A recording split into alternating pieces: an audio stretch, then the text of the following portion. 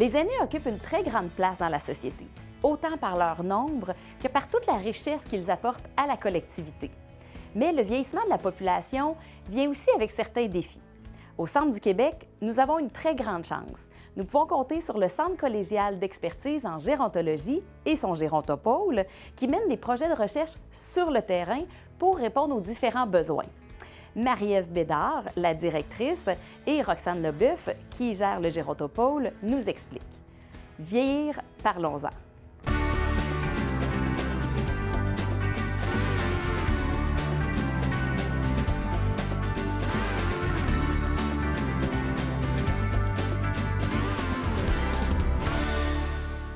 Bonjour, je m'appelle Marie-Ève Bédard, je suis la directrice du Centre collégial d'expertise en gérontologie du Cégep de Drummondville, qu'on appelle affectueusement le CCEG.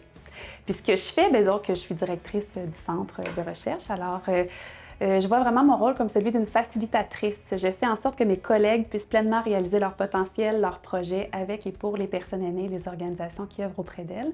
Fait que je suis vraiment là pour les soutenir du mieux que je peux, puis les enligner avec les grandes orientations, puis de faire un beau travail ensemble. Le CCEG, c'est un centre de recherche qui est unique au Québec et même au Canada parce que c'est une entité collégiale dédiée au vieillissement de la population. Donc, on est le seul au Canada. Et puis, on vise vraiment à améliorer la qualité de vie des personnes aînées et de toutes les organisations qui œuvrent auprès d'elles, par de la recherche, par de l'innovation et par du partage de connaissances. L'équipe du CCEG s'est vraiment développée. On était une petite équipe de 3 personnes au départ qui, par l'obtention de demandes de subventions, on est rendu maintenant à 40 personnes, plus de 40 personnes qui sont passionnées, passionnantes, des chercheurs, des enseignants, des professionnels qui œuvrent vraiment au bien-être des personnes aînées. Et puis, ce sont des personnes qui ont des expertises de pointe dans le domaine du vieillissement, que ce soit en gérontologie, en travail social, en psychologie. Mais l'équipe, elle est également constituée d'étudiants collégiaux et universitaires qui font leur DEC, bac, maîtrise, doctorat, puis qui travaillent avec nous sur des projets concrets. Fait que ça leur permet vraiment de cibler leurs intérêts, d'orienter leur choix de carrière, puis de participer activement aux projets qui ont un impact sur la société. Ce qui nous distingue ici au CCEG, c'est qu'on fait de la recherche participative. Ça veut dire que les personnes aînées et les membres des organisations qui les soutiennent au quotidien sont partie prenante de la démarche. Ils sont avec nous du début à la fin. Et puis, c'est vraiment pour que les solutions qu'on développe dans le cadre de ces projets-là soient adaptées à leurs différentes réalités. On travaille vraiment au bien-être, à la qualité de vie puis à la sécurité des personnes aînées. Parmi les exemples concrets de projets qu'on réalise, ce sont des projets qu'on réalise toujours avec différents partenaires, donc les organisations, oui, mais aussi vraiment un écosystème qui est riche d'acteurs qui ont développé des savoirs essentiels à leur réalisation. Là, je pense à d'autres CCTT, des cégeps, des universités, d'autres réseaux. On travaille vraiment avec des équipes, des grandes équipes. On a vraiment un plaisir à travailler avec eux là, au développement des projets. Donc, quelques exemples. On a par exemple celui de favoriser la bientraitance dans les résidences privées pour aînés, de prévenir le suicide dans les milieux de vie collectifs pour les personnes aînées également, un sujet qui est vraiment très peu abordé. On veut aussi favoriser le développement de la compétence numérique des personnes aînées, faire en sorte que des personnes aînées qui arrivent à la retraite ou qui ont un diagnostic de maladie d'Alzheimer puissent continuer d'avoir de l'amour, de l'intimité au sein de leur couple également. Et puis de lever tous les tabous autour de la maltraitance, de la violence conjugale, de l'intimidation ou de l'alcool qui peuvent avoir quand même des conséquences graves là, pour les personnes aînées. C'est important d'intégrer les personnes aînées aux projets de recherche qui les concernent parce que une personne aînée mérite de vivre ou de vieillir dans la dignité, d'être respectée, partie prenante des démarches qui les concernent. Et puis, c'est la personne qui est au centre des actions, de nos préoccupations ici au CCEG. Donc, c'est elle qui connaît sa réalité. C'est avec elle qu'on veut travailler pour pouvoir développer ces solutions-là parce que c'est elle qui vit les différentes problématiques, les différentes opportunités au quotidien. Donc, c'est la personne la meilleure placée pour nous aider dans ce sens-là, finalement. En 2031, il y a 25 % de la population du Québec qui va être âgée de plus de 65 ans, ce qui va engendrer différents impacts sur la société, dont une pression accrue sur les services de santé et les services sociaux, un départ à la retraite des travailleurs expérimentés également, un besoin de logement adapté.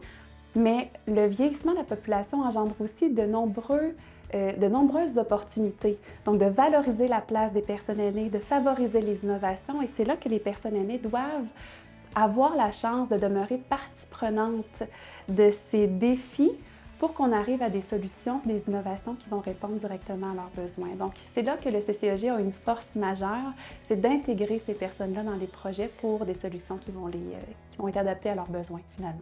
On a aussi un rôle d'influencer les politiques publiques parce que les recherches que l'on mène, on développe des outils avec les parties prenantes et ces outils-là sont très utiles pour la société et en ayant des liens avec le politique, que ce soit le secrétariat aux aînés ou autre, en participant à des événements ministériels comme les forums pour valoriser ou favoriser le vieillissement actif, c'est de tenir au courant le politique des projets qui sont développés pour qu'après ça, on puisse avoir notamment du financement pour nous aider à mettre à l'échelle ces innovations-là.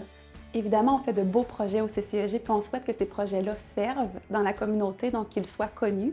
Si une personne aînée veut participer à nos projets de recherche ou est intéressée à en savoir plus sur le CCEG, elle peut nous contacter directement et à ce moment-là, on peut prendre connaissance de son besoin, du besoin de l'organisation dans laquelle il ou elle œuvre ou a des liens.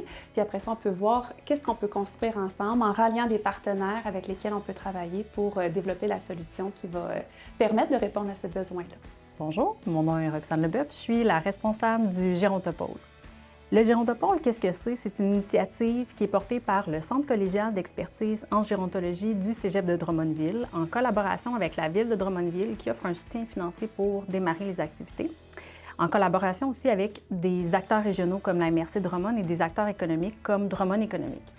La mission prioritaire du Gérontopôle, c'est d'être là pour stimuler, favoriser, faciliter la collaboration entre des acteurs qui ont des expertises ou des expériences complémentaires, donc qui se situent dans différents secteurs comme le milieu de la recherche, le milieu académique, les acteurs de la communauté comme les organisations communautaires, les organisations publiques comme les CIS, les centres de santé et services sociaux, les organisations privées, que ce soit des résidences privées, les commerces. Ça va être aussi en collaboration avec des acteurs qui sont plus de niveau politique ou gouvernemental. Et le Gérontopôle va être là pour, en fait, s'assurer que ces gens-là travaillent de manière plus efficiente pour développer des projets qui vont répondre aux besoins de la population du centre du Québec. Donc, des projets innovants qui vont être là pour vraiment améliorer la qualité de vie, favoriser le vieillissement actif des personnes aînées. Les enjeux prioritaires qui sont abordés par le Gérontopôle dans la région, en fait, il y a de nombreux enjeux qui touchent les personnes aînées. On a documenté des choses par rapport à l'accessibilité de l'alimentation, par rapport à l'accessibilité au logement, au transport, etc. Par contre, comme on a des acteurs qui touchent entre autres le volet économique, on sait qu'on est dans une région qui a beaucoup d'entreprises manufacturières, par exemple. On a aussi une population qui vit en milieu rural, donc l'accès à des services se fait davantage en ligne. Donc, il y a deux priorités qui sont ressorties prioritaires pour le Gérontopôle à la lumière des enjeux qui touchent les partenaires fondateurs. Donc, on va davantage travailler sur des projets qui vont toucher l'inclusion numérique des personnes aînées, mais aussi tout ce qui touche les aînés en emploi, donc les travailleurs expérimentés, la collaboration intergénérationnelle en milieu de travail. Donc, il y a vraiment ces deux enjeux-là qui ressortent, mais évidemment, le Gérontopôle va pouvoir être là à travers le temps à accompagner des projets qui touchent d'autres enjeux régionaux. Le premier volet d'activité du Gérontopôle, c'est le volet sensibilisation, c'est-à-dire qu'on va faire des activités en présentiel ou en virtuel pour parler des enjeux qui touchent les personnes aînées. Donc, on va s'adresser aux personnes aînées elles-mêmes ou à des organisations qui travaillent auprès des aînés. On va avoir, par exemple, on a lancé en virtuel, entre autres, les rencontres virtuelles du Gérontopôle, où on est venu, à travers ces rencontres-là, recevoir des chercheurs, recevoir des gens de terrain pour parler d'enjeux spécifiques. Tantôt, j'ai nommé l'inclusion numérique, j'ai parlé de la collaboration intergénérationnelle. Ça peut toucher, on a reçu des gens pour nous parler d'habitations novatrices.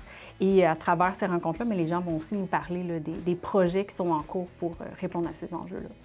Le deuxième, c'est le volet réseautage. Donc, le Gérontopôle, de par sa mission de stimuler la collaboration, évidemment, parmi ses activités, l'objectif, c'est de créer un réseau, mobiliser les gens pour qu'ensuite, on va animer ce réseau-là par des activités dans la collectivité. Le troisième grand champ d'activité, c'est le volet accompagnement. L'accompagnement, on va être là, on va être un acteur central pour travailler de concert avec les porteurs de projets de A à Z par rapport à leur projet.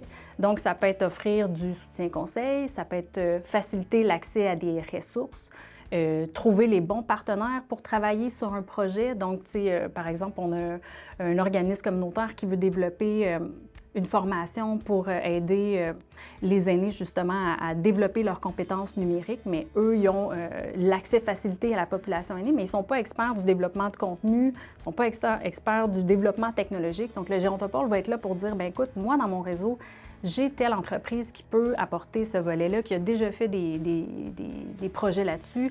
Je travaille en collaboration avec des chercheurs qui ont ces expertises-là. Donc, moi, j'essaie d'être là pour être un peu le liant entre tous ces gens-là pour qu'ils puissent travailler ensemble, puis à développer des projets, puis à répondre aux besoins des aînés. Ça, c'est le troisième volet d'activité. Et le dernier volet, qui est le volet diffusion.